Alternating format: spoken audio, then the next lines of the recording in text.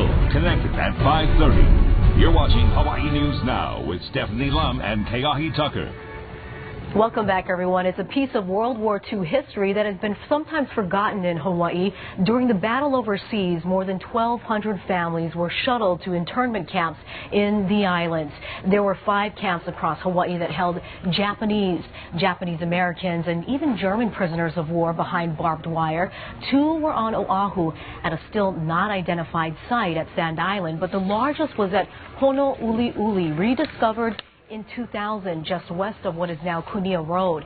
And now with the help of federal dollars, the former camp is a site of a big archaeological dig and a push for restoration. And one of those working on that is Dr. Lorraine Minatoishi-Palumbo. And thank you for coming in. Thank you for having me. You know, one of the things I was surprised to find out was the date when Honouliuli was rediscovered. It was in 2000. Yes. And that site was up and running up until 1945, but it took a while for it to be rediscovered. Why is that? Well, it was located in a very well-hidden area. It's in a gulch, and it's surrounded by agricultural land. So there's no direct access to that area except if you go through other people's property. In this case, it's Monsanto.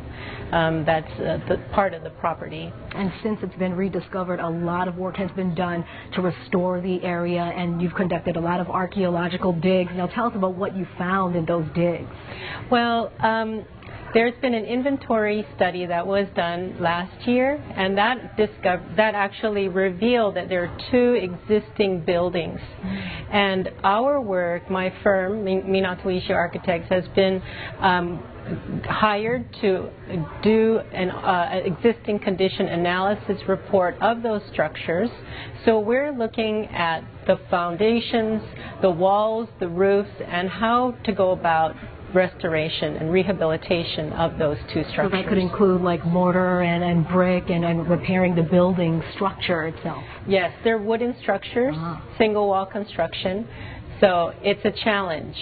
And what condition are those buildings in now? What types of work has been done to get those buildings restored? Well, the condition of them are poor. They're actually on the verge of collapse. Because the structure, the roof structure is intact, however, it hasn't truly collapsed yet. So we caught it just in time, I would say. So are we close to seeing this fully restored, and what are your plans for this site once it is? Yes, we're looking at restoration for this coming summer. We've put in another grant application for the next phase, which is rehabilitation.